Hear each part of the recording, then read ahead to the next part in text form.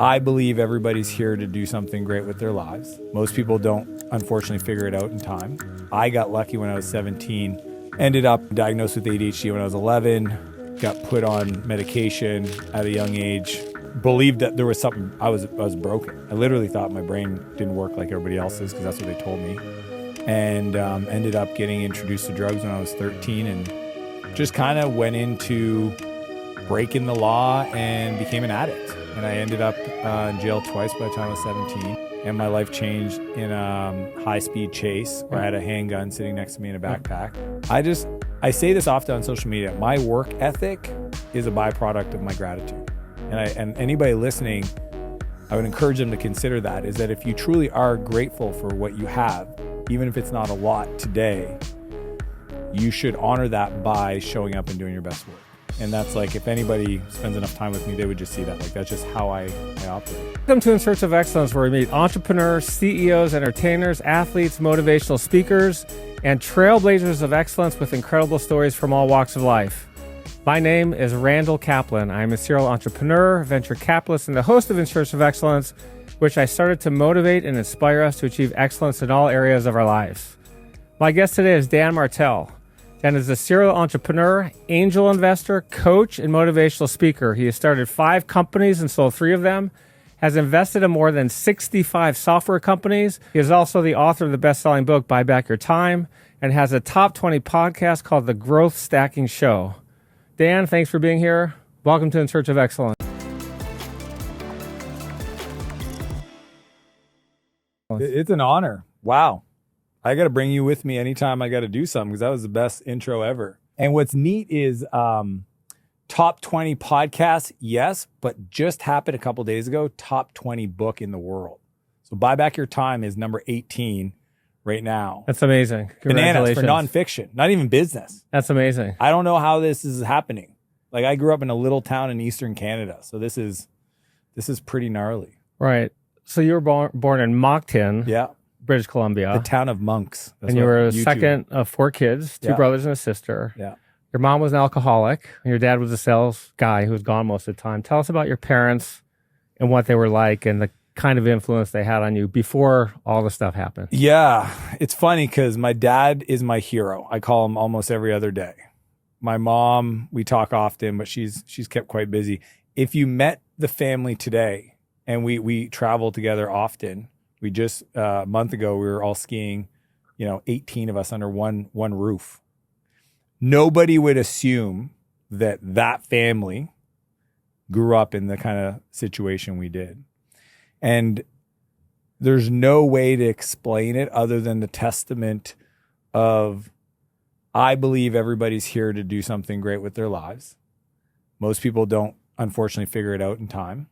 I got lucky when I was 17, ended up, diagnosed with ADHD when I was 11, got put on medication at a young age, believed that there was something, I was broken. I literally thought my brain didn't work like everybody else's because that's what they told me. And ended up getting introduced to drugs when I was 13 and just kind of went into breaking the law and became an addict. And I ended up in jail twice by the time I was 17. And my life changed in a high-speed chase where I had a handgun sitting next to me in a backpack. It's kind of gnarly. But yeah, so like growing up, it's kind of like or Sons of Anarchy type. Which is just an incredible story. Yeah, so it's kind of nuts going from that to the life I get to live today, flying around on my own jet and, speaking. It's funny. My dad, even when we talk and he's like, what's new? And I'm like, oh, Tony Robbins just asked me to speak again at Business Mastery. And he's like, how is this happening? And I'm like, I say this often on social media. My work ethic is a byproduct of my gratitude. And anybody listening, I would encourage them to consider that, is that if you truly are grateful for what you have, even if it's not a lot today, you should honor that by showing up and doing your best work. And that's like, if anybody spends enough time with me, they would just see that. Like, that's just how I operate. Right. So I want to talk specifically about your mom's drinking. Yeah. How old were you when you noticed she had a problem? How did that problem manifest with you and your siblings? What age did you say, oh, geez, my mom really has a problem and it's really affecting us? I didn't know my mom had a drinking problem till I was about 12. It was interesting because in hindsight, it all made sense. Once I found out, because what happened is my parents were arguing one night and my dad essentially screamed it at her. If you don't quit drinking, I'm not going to continue this, being in this relationship. They got divorced when I was 13. So like at 12, I realized it, but it made so much sense because like there were times when, we get back from school and her cup was sitting there and we'd go to have a drink. She drank sparkling water, but every once in a while she would grab it. Well, those are the times that it wasn't just sparkling water, right? And I guess my mom and what's funny is I've learned since then, a lot of people that have drinking problems, they drink in private. Yeah. They hide it. My mom was a stay-at-home mom raising 4 kids. And for whatever reason, she turned to the bottle. We've talked about it since, but her parents were both alcoholics. She was adopted. And it was something that, again, she would react. She'd have an emotional overreaction for things that didn't demand it. And I guess in hindsight, that's when she was drinking. But again, we just assumed that's how my mom was. I think a lot of people just dismiss crazy behavior as like, well, that's just my mom. And my dad eventually was like, enough's enough. And unfortunately, she didn't get her, her vices under control. And they divorced when I was 13. And she kept drinking probably for another 15 years. She's been sober for a while now, but it took a while. It was a big demon for her to overcome. You had a lot of anger issues as a kid. That's an understatement. When did that start? How old were you? And is that genetic? Was your dad angry? No, my dad is the polar opposite of me. Here's what I've learned, because I've done a lot of therapy since then, is I started having outbursts probably when I was 9 or 10.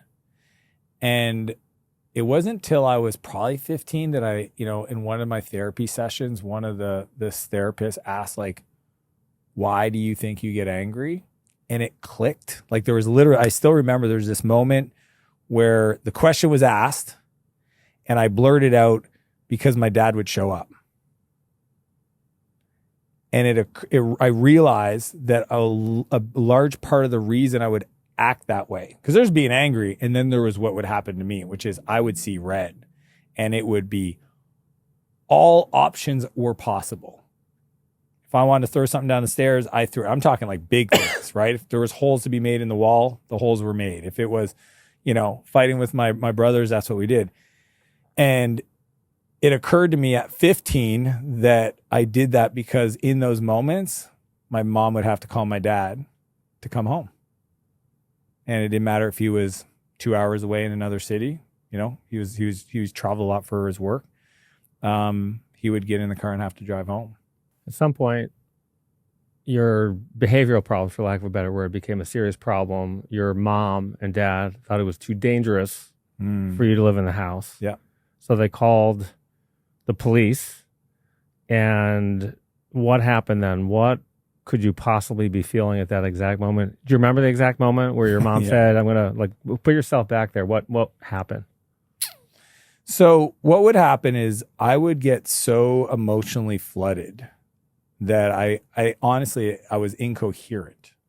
As a kid, I know parents deal with this where their kids, I've seen my son, my oldest, one time do this where he just was beside himself. Like he couldn't even breathe, right? He was like hyperventilating and just like going crazy.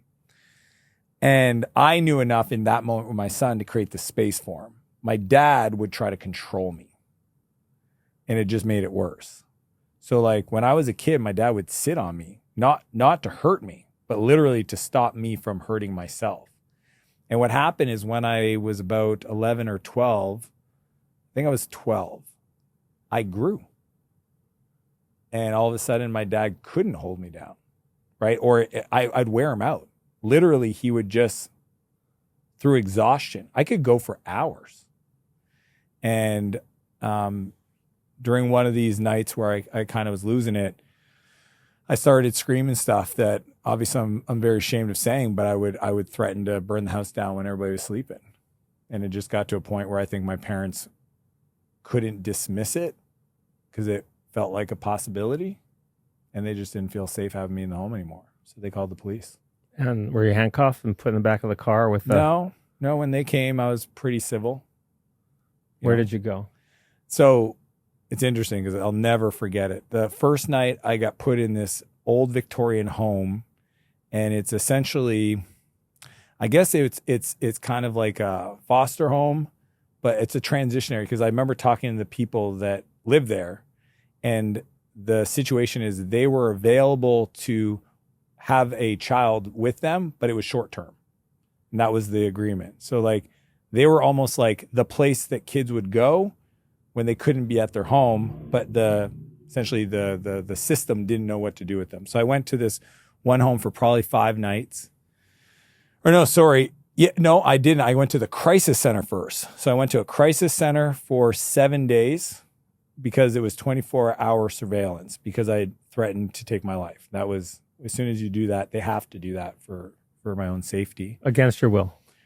Yeah. I mean, I'm a 12-year-old. I don't have a, there's no, I don't want to be here. The other option, I think they would have just thrown me in jail. Yeah. And obviously I wasn't looking to get in trouble. I just was mad at my parents, So I went to the crisis center. That was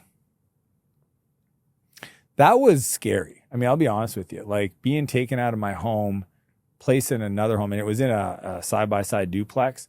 And the staff were there. I mean, the lights are on in my room 24/7. There's a camera on me. The staff are in the house. I don't know these people. I don't know if they're good people. I'm thinking of all the freaking things I've watched on TV. Luckily, this would have been on a Saturday. So I was there Sunday, and then Monday I went to school. So they let me go to school. But yeah, I was kind of in that system for a week. Then I got put into this transition home because they were like, okay, he's calmed down. And then I eventually got placed into a foster home with this guy named Dave. And that's a crazy story because I was Dave's first and last.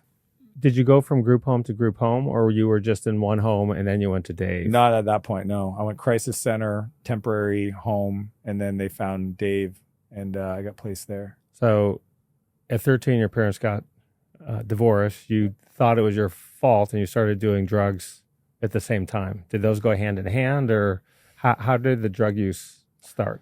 Just innocently enough.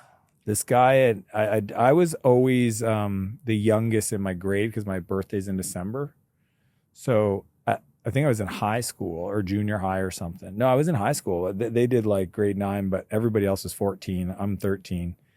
And there was this guy named Serge. And he was like, hit puberty before me, taller, just more older, mature. And he was the one that was like, hey man, you want some of this? It was just weed, like innocent enough. And he gave it to me, and I lived outside of the city. So like I got on the bus, went home, and I told all my other friends that lived in that neighborhood that I had some stuff, and we just went to a tree fort and smoked it. And that was the first time that I didn't feel sad, if that makes sense. Like escaping your pain. Yep. 100%. I still remember the feeling. Just this like kind of warm hug over me. And that kind of began the, hey, what else is there? Talking to Serge, hey, what else you got? You got more? And what happened is I had no money.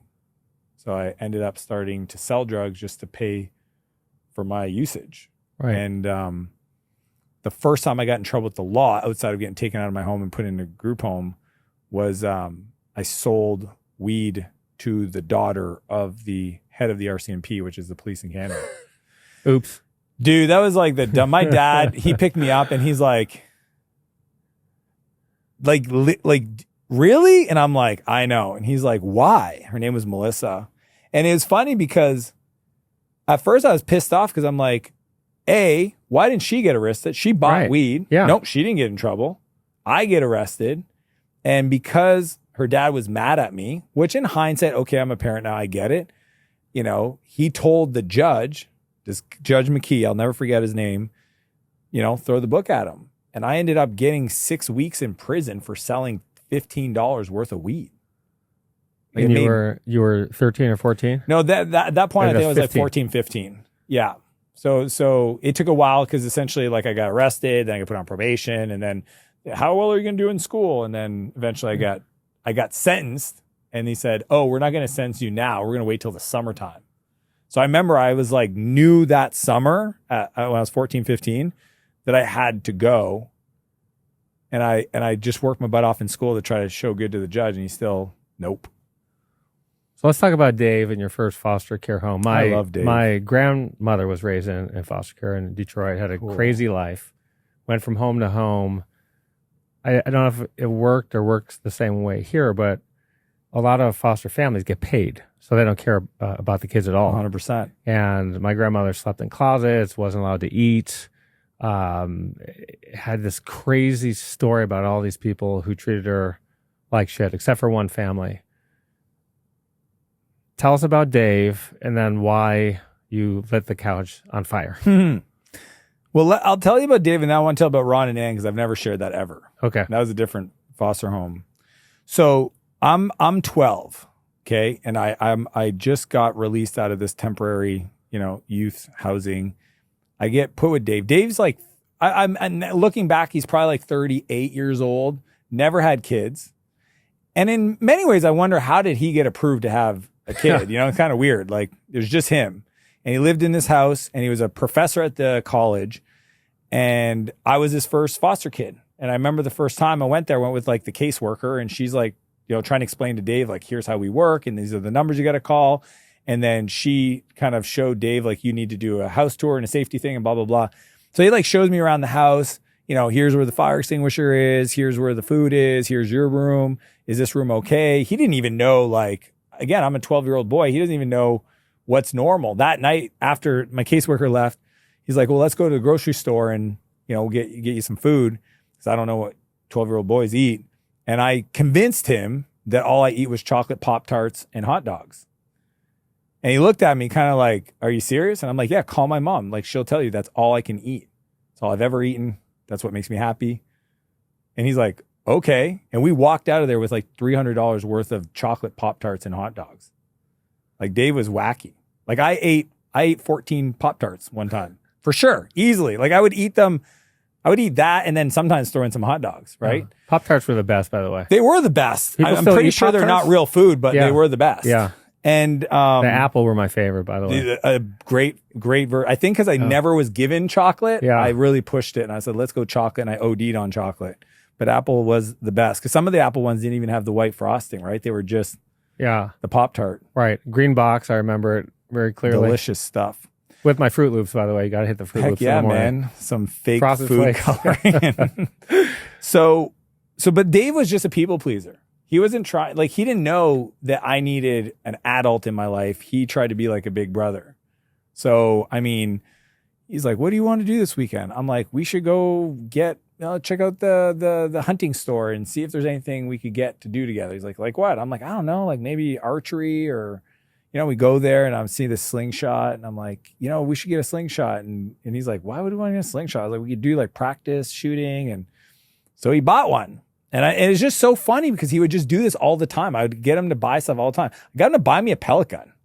I mean, I remember one time he come home, I was probably there for like 5 months, and he comes from work, and then I showed up, and he goes, do you know why all the streetlights are busted out? And I said, that kid at the top of the street, he's a bad kid. I bet it's him. And he's like, yeah, I've always wondered that kid's always playing at the park. I'm like, yeah, that kid's the kid. And it was totally me. Like, I literally went around the neighborhood doing stuff, and he would just believe anything I said to him. So one time we're going camping, and I knew on the way to this area, it's called Fundy, so a big national park, that in one of the small towns, they had a store that sold fireworks. So I convinced him to stop to buy some fireworks for the fire that night, some Roman candles. And he was a little apprehensive. He's like, I don't know if that's a good idea. It's a national park. I said, we do it all the time. I've done it with my dad. Don't worry about it. He's like, all right. So we stop and we buy like a dozen pack of Roman candles. Yeah. And that night, do the whole dinner. And then he's like, hey, you want to shoot those Roman candles? And I was like, you know what? I think I'm going to go to bed early tonight. We'll just save them for another time. And he's like, oh, that's okay. Cool. Now I did that because I wanted the Roman candles for me. So what happened is, like, 2 weeks later, Dave was going to the market on a Saturday morning, and I convinced him to let me stay home, by myself. He's just going to run out for 45 minutes and come back. Well, as soon as he like left the place, I ran around the house looking for the Roman candles. He didn't hide them too well. They're on top of his closet. And I sat down in his living room. Now, Dave was a single man, 30 some years old, late 30s. He had like a, Chesterfields and leather couches and book. The whole wall was like old vintage books. And he was just like, he was a professor. Like, just imagine, what kind of a house the professor would live in. That was Dave. And here I am. I grabbed the Roman candles. I grabbed a knife from the kitchen. I grabbed some duct tape because we need some duct tape and a candle to, essentially my idea was I'll cut off 25% of the Roman candles and then reseal the rest, with some wax, reseal the plastic, put them back. He'll never know. Now I got these little quarter stick of Roman candles I can play with my friends at school. And as I'm sitting there on the floor in the living room, feeling like a mad scientist, I'm proud of myself actually, because like I got to work really quick. I'm getting everything that's working, sealing, everything's good, getting a little pile of stuff I'm going to take for myself. And I accidentally hit the candle into the gunpowder, the residue that was like left out. And I had paper on the thing, newspaper, right? Because it's a carpet. And it catches fire. And it went from 0 to WTF in like a half a second. It was scary how like just whoosh, and the stack of quarter sticks I had started catching on fire. The full sticks, the leftovers were catching on fire, and the whole thing is literally. So I jump up, run into the kitchen where he showed me those little white fire extinguishers that are underneath.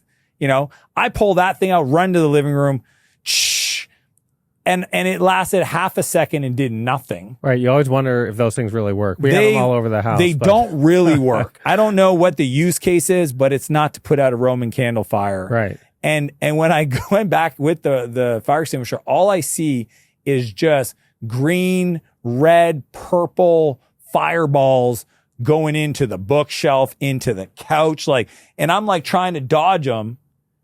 And the whole time, it felt like it went on for 15 minutes. Probably only lasted like a minute or two, but it literally felt like it was a never-ending 4th of July. Choo, choo, choo.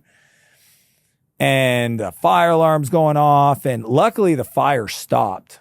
The newspaper just burnt and nothing else caught fire. But when it all ended, the house is full of smoke. And I just realized I took things too far. And I went in my room and I packed up my backpack as fast as I could, extra change of clothes, and I ran away. Where'd you go? There was another home that you said you hadn't told the story before, so the Ron and Ann story. Let me tell you why the Ron and Ann story. So what happened was I took off, went to my friend's house. It was a Saturday morning, and I told his parents that Dave said I could sleep over, and I slept over, and I slept over again on Sunday. And then eventually Dave and the police were trying to find me, and they called because they knew he was my friend. His mom's like, yeah, he's been here all weekend, and all of a sudden the cops showed up and they arrested me. So they brought me back to Dave's place, and he was in tears. And he just said, you got to take him. I don't know how to do this. I was 12, almost 13 when that happened, and I got put into a group home. That was when things got worse.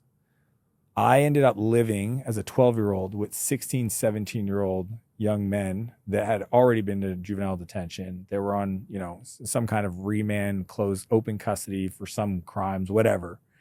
And I was living with these people as a 12-year-old. So like this guy Shane that looked like he was 30 but was 18 was teaching me how to shave at 12. It was just pretty. I was learning stuff I should never learned, and that's what kind of accelerated everything. And I ended up eventually getting family therapy, got released back to my home, but just a drug addict. My parents got divorced again, 13, 14, and I ended up getting in trouble with the law and then put into closed custody, waiting to go to sentencing. And I ended up in this group home, this foster home. It was a foster home, but for people that were in trouble with the law. Yeah. They were the money people, the people that you were talking about that take kids in for the money. Yeah. So she was like, that evil witch in the 1,000 Dalmatians, is that the movie? Like the DeVille woman? Yeah. She reminded me of her. She had 2 kids. And I remember the day one I showed up, she pretty much said, these 2 children are my prize jewels. Anything they ask you to do, you do it. They were 9 and 8. And if you don't do it, the police are going to pick you up and put you in jail. Were you thinking at the time, I mean, you're going to bed at night, right? And you're in a bed, and are you thinking, what got me here? Where am I in my life right now? Is this going to be my life forever? Because that's pretty lonely and depressing, and I'd cried myself to sleep quite a bit. It's brutal. Yeah. There was nights where, I mean, when I was in the crisis center, for sure, I was worried about the other adults. Dave, for a while, I was like, he looks like a perv. Like, this is weird. Like, full on. Like, what? Sounds weird, right? Sounds so weird. Yeah. Hey, come live with me. No, I'm not even in a relationship. Like, dude, you can't even be in a relationship with another person. You know what I mean? Like, right. I could get if they were in a relationship, they couldn't have kids and they wanted to foster. That's the first thing I thought of, actually, when you were like when I tell people this, they go, I don't think they would allow that today. And I'm like, yeah, you're right. So 100%. But again, I just, I guess I learned how to tell myself a story to respond so that it wasn't crippling. But Ron and Ann really messed me up because they acted like those people. Ron would drink every night. And it was funny because he was really kind, but he would drink to deal with his wife. And I don't know if they'll ever see this, but I honestly don't give a fuck because like they were not good people to me. He allowed her to treat me like a dog. And if they weren't together anymore, I would be surprised. Oh. But I'll tell you why it's kind of a cool thing, because I was there for probably 6 months and, I was pretty influential age 15. And I remember saying to myself, like, someday I'm gonna be successful and I'm gonna buy their house and sell it on. You know what I mean? Like, I remember thinking this, like, right. I'm gonna get them back. I don't know how, I don't know when. Yeah. So it was like some dark energy, right? Yeah. The first day I get my brand new McLaren, guess whose house I fucking drove to? I love it. Ron and Ann's. Knock on the door? Knock, knock. Hey, Dan. No, I didn't actually. No? You wanted to drive over or you did drive over? I did drive over. I parked knock? there. I got out of the car. I took a photo. So I have a photo of the McLaren in front of the house. I didn't because I wasn't the same person. Like, I'm not the kid that was in that home. I'm definitely not. Yeah. The kind of person that would do that, I'm definitely not. I understand that people, I mean, so many people gave me grace and forgave me for some things that I'm very embarrassed about, that for me not to assume that maybe they were just in a place that they didn't know how to deal with what they were dealing with. And I'm hoping that they ended up realizing that what they were doing was wrong. That's what I hope. And guess what? That's served me really well in life. So I got the photo. I went back. I could have bought the whole house, sold it on them. I could have found out where they worked and got them fired, bought the company and fired them. Like, dude, I'm so funny. Like, sometimes I thought this is like, when you have bad customer service, it's like, I will buy this company just to fire you. Yeah. I got fired from my job after moving to Los Angeles, and I had a boss who was a total dickhead, jealous dickhead, the managing partner of my firm. Business was slow, so they were laying people off. I was the first one to go. 24 years old in LA, $3,000 in the bank. And I was working basically full-time my third year in law school in Chicago, but I had met a girl in LA. I went out to see her, and by then I was rich. I mean, I was working full-time for a law firm. I made, I think, $40,000 my third year of law school, which is more than some of my parents' friends made. Yeah. And so they said, come out to Los Angeles and you'll come meet everyone. I've been working with them on the phone. So I go out there, managing partner meets me, hey, come on out here. We're going to try to build a corporate group, and I hated law school. I didn't want to be a lawyer anyway.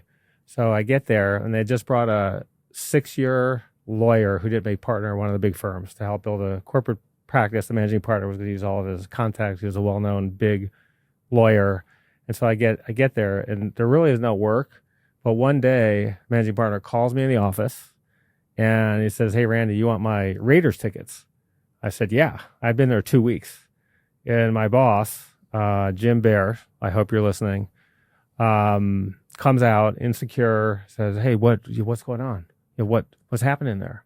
I said, Howard gave me his Raiders tickets. He said, well, what do you mean he gave them to you? Not me? And I said, hey, and at that point he had it out for me. And I had a review, and I've never told this story before. I'm not even sure if I've told it to my team or not, but as a first-year lawyer, you know absolutely nothing come out of law school. Nothing. and you're supposed to learn there, and then you get a review 1 year into it. Well, they were going to lay me off regardless, but that wasn't good enough for Jim. So I got a 5.5 weeks performance review, and I'd written one memo. And the only memo I wrote was to the managing partner. It said A+, amazing job. So it was the only piece of paper that I had back from the firm. I would go around, hey, you've worked for me. But Jim Bear decides to write me a performance review. And there were, I think, 12 categories.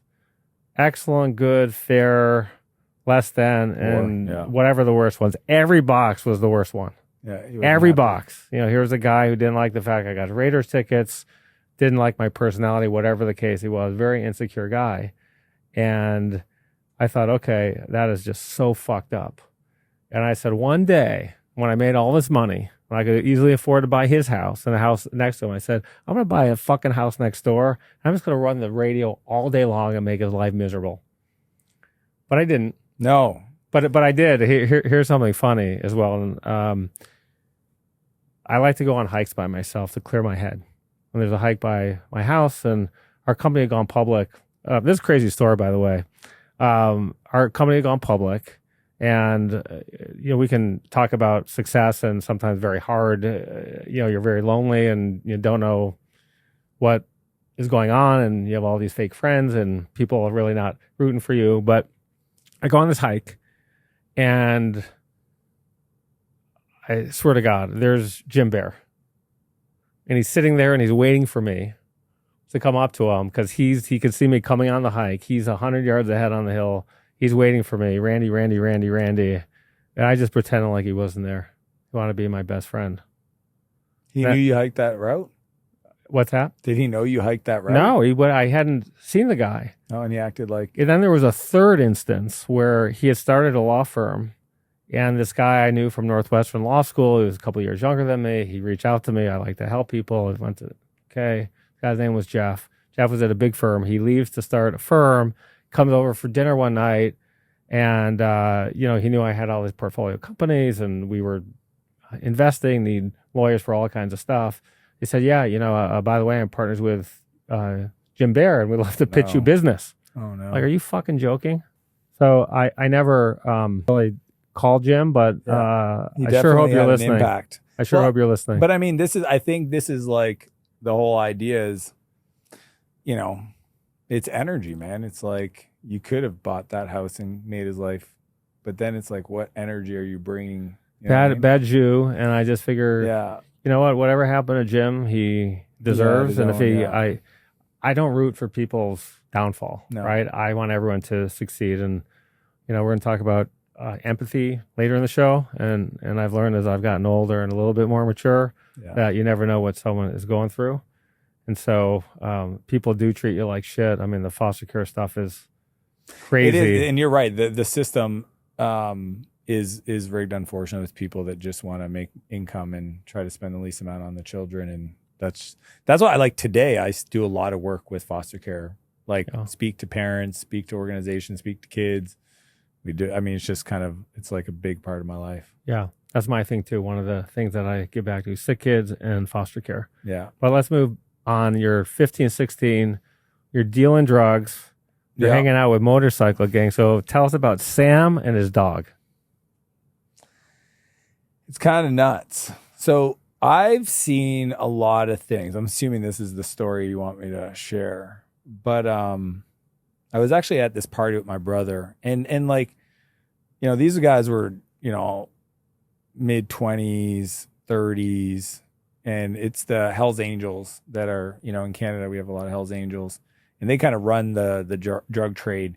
And several times I'd been in a vehicle that I'm just lucky that we didn't get stopped, because that would have changed. That would have caused some serious issues on my with my record. You're 16 and you're driving in a car with Hells Angels in their 30s.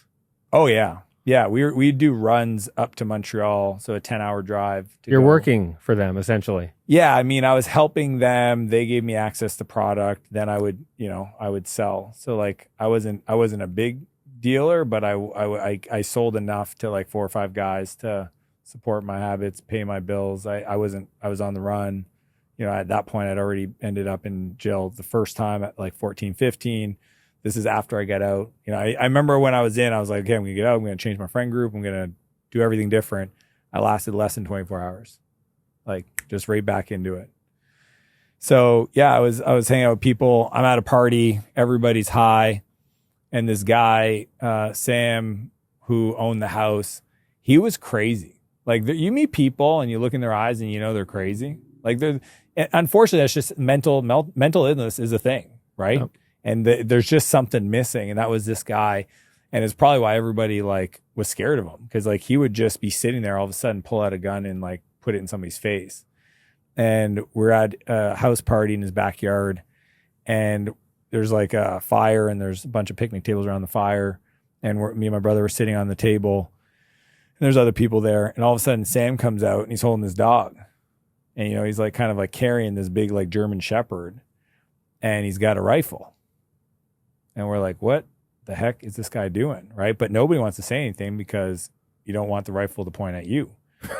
So the dog's not saying much. The dog's like, oh, he's picking me up, and we're hanging out, and he's walking towards the fire with the dog. And all of a sudden he kind of props the dog up on his lap and grabs the gun and pulls the trigger and shoots the dog. In front of everyone. In front of everybody. Blood splattering everywhere. I mean, it's nighttime, and it's dark outside, so we didn't really see the splatter, but the dog yipped like I've never heard in my life. And then he picks up the dog and he throws it on the fire. And the dog isn't really dead. It was the most... That's insane.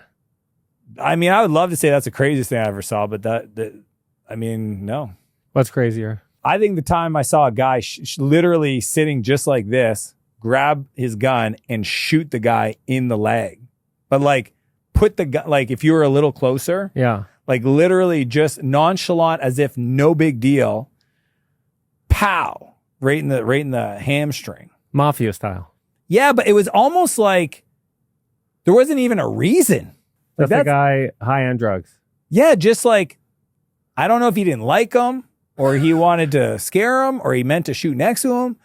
And I'm sitting across the living room going, yep, out of here. You know what I mean? Like, there's just been these moments in my life that are just, clearly I've had some guardian angels, man.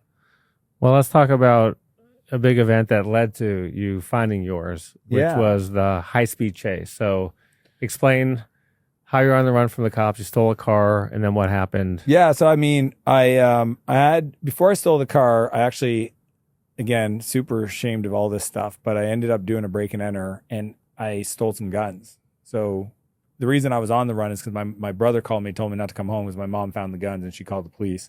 They were waiting for me. I had a handgun with me in the backpack. I can't come home. Don't know what I'm going to do. I know the cops found the guns. They know damn well where they came from. So now I got a option. I can't stay in the city. So I decided to steal a car and take off, go to Montreal, where I had some connections from the Hells Angels. And did you know how to hotwire a car, or you just? Yeah, we've been doing it since I was 12. Yeah. You've been stealing cars since you were 12? I cannot confirm or deny, but okay. So that's something new on let's the just show. say transportation wasn't a problem for the Martell brothers. Okay. Yeah, we knew which cars and where to get the tools. So yeah, stole a car, had a bunch of drugs with me and some booze, and just ended up driving. And the whole time I'm drinking and I'm doing drugs and I'm high, and I was probably driving for like 3 hours. And what kind of car was it? It wasn't even a cool car. It was like an Aerostar van. Okay. It's because they're easy to hotwire. So like the cars you steal are not cool cars. Right. Cool cars are harder to steal. Right. Kia now I think is the big car everyone steals. Yeah, back in the day it was K cars all day long. Okay. You know what a K car is. So yeah, it was this van, and so the backpack was sitting next to me, and pulling over to get gas off the highway, and there's a routine roadblock in this place called Sussex, New Brunswick on the east coast of Canada. And I see, I might be third in the row, and I got nowhere to go. So I just rolled up and told them, it's my mom's car, and I forgot my driver's license and stuff at home. And they said, no problem, just pull over. And as soon as they said that, I took off, right? And my plan was to try to get some distance to maybe, run in the woods and try to make a dash. I didn't have anything, just a backpack. So I was in this neighborhood. I saw an open garage door, and I came in carrying a little bit too much speed. And, my plan was to get in the garage, close the door, and run out the back and maybe make my way. But I think I might have watched too many car chase movies. And as I pulled into the driveway, I just, the car is a freaking van. It didn't have any aerodynamics. So it just smashed in the side of the casing of the garage. And that's when I went for the gun. And I just kept pulling on it. And so you're in the garage. I'm in the car. There's a canvas, like those old army canvas style backpacks with the strings on the top. Handguns in there. It's a revolver. You open it up, you get it. I grabbed it, put my hand in the bag, but it got stuck between the seat and the bag. Okay, you couldn't get it out. Couldn't get it out of the bag, and the bag was stuck to the seat. I kept pulling on it. Yeah, for whatever reason, the cops essentially rushed the car. I wasn't wearing a seatbelt because why wear a seatbelt if you have a stolen car? And the cops just literally opened the door and just grabbed me. And I ended up flying across the front yard, and they kind of frisked me. And next thing I knew, I was in the back of the cop car, and my plan was to pull the gun and let the cops take my life. You wanted to... I didn't want to go back to jail. You don't want to go back to jail? No. This is you were going to shoot... you were going to threaten to shoot a police officer. I was not going to shoot a police officer. I was going to hope they would take my life. At that point, were you depressed from everything you were doing and said, my life isn't going well, so I want to end it? Or just in that moment? No, I kind of made the decision. I made the decision when I stole the car. This was going to be it. I'm either going to get away, but I wasn't going back to jail. But now you are going to jail, and you're going to a adult jail, not a juvenile jail. Yeah. Tell us about the guard Brian and what he said to you. Yeah, so what happened is just because of my criminal background and I was, obviously in trouble from a young age, I got sentenced to an adult prison. So it's this place called St. John Regional Correctional Center. And it's cool. Well, it's cool. It's not very cool. It's a prison, but it's cool because it had these two youth blocks. Part of the rest of the adult facility, they had I think dozen kids in each cell block. I was in one of them, and it was dedicated to youth that wanted to have kind of addiction problems that wanted to get some support. So they had a program that they ran. And I went there. I really wanted originally to go to a rehab center. So this place called Portage, but the judge could see that I was just trying to go there because I didn't want to go to prison. He said, go prove yourself. And, if you show me, through the parole board or whatever, maybe we'll let you do, the rest of your sentence there. So I ended up in this place, and I did. I probably did the first 3-4 months, and it's hard, man. There's prison politics. There's real, you hear the stories. If you watch any of these Netflix shows, when you go to jail, try to stay out of trouble. Just to saying to anybody, I don't want to get involved, you're going to get involved. Yeah. So it was really hard to essentially be incarcerated and not get involved in stuff. But I did a fairly good job. But one breakfast, I was sitting there eating the breakfast. They let us out of the cell blocks and kind of put us on a cafeteria table style. And I went for the coffee, and it was kind of the end of the coffee, and I poured it. And then there was this kid named Kirk sitting in front of me, and he was talking to somebody when I finished coffee. But Kirk was I don't know if you went to high school with these genetic phenoms, but he had an 8-pack. He was a muscle, and he was only 50. He was a year younger than me, but he was just built. I didn't look like this as a teenager. And he went for the coffee, and I knew as soon as he grabbed the coffee and it was empty, he was going to say something. And he just looked at the table and he said, who's the goof that drank the last of the coffee? And as soon as he said that, and everybody knew it was me, I just jumped up and I said, I did. What are you going to do about it? And fight breaks out. Friggin' the guards rush the unit, and they grab Kirk and I, and they throw us in solitary confinement, which is probably the most horrendous thing you can do to a human. They strip you down into your underwear, 23 and a half hour lockdown, concrete slab, no mat, no bedding. You sleep on the floor? No, you sleep. Well, I mean, it's like the floor, but it's higher. Okay. Right? It's just this there should be a bed there, but they take it away because they don't want to make it comfortable for you. And then there's just a one-piece stainless, toilet sink combo. And they don't tell you how long you're going to be there. Lights are on. Don't even know what time of day it is. You can kind of figure it out by the meals, but they like open up the thing, throw your meals in, ask you for your back. And what was crazy is when you're in there, all the other inmates are in the shoe, but they're rocking their cells. So they're freaking out. They're laying on their back, smashing these steel doors to piss off the guards. But the guards are on the other side of the door, and they probably have earplugs. I'm right next to them.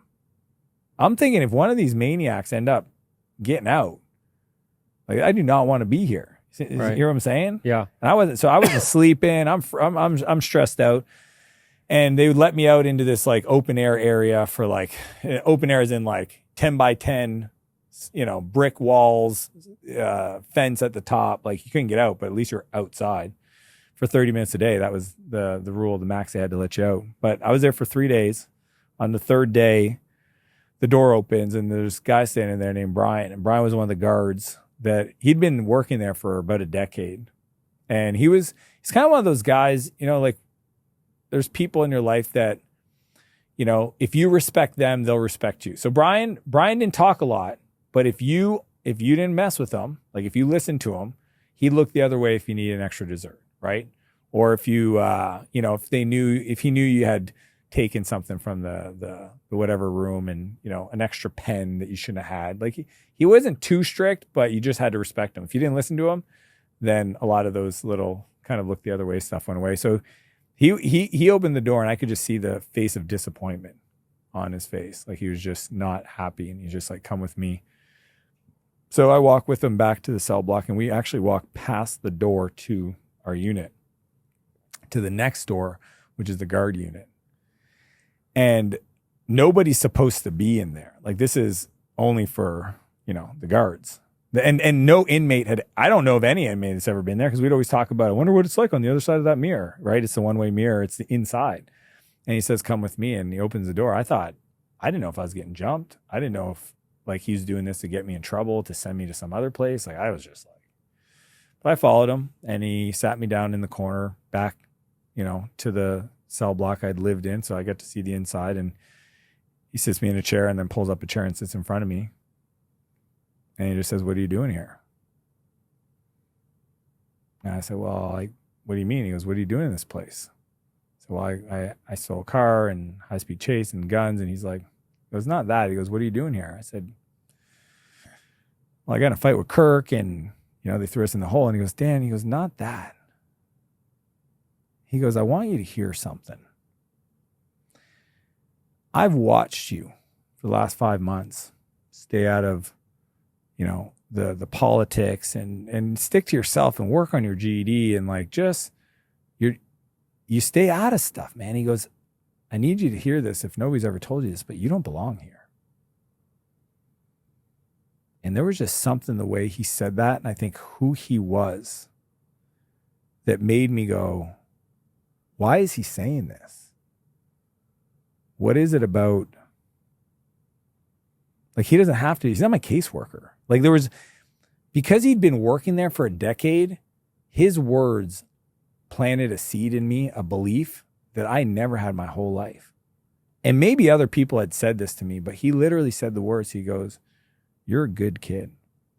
I don't remember ever being told I'm a good kid, ever. Like it wasn't it was Dan's a troublemaker. Dan's always in trouble. Dan's the person that starts things.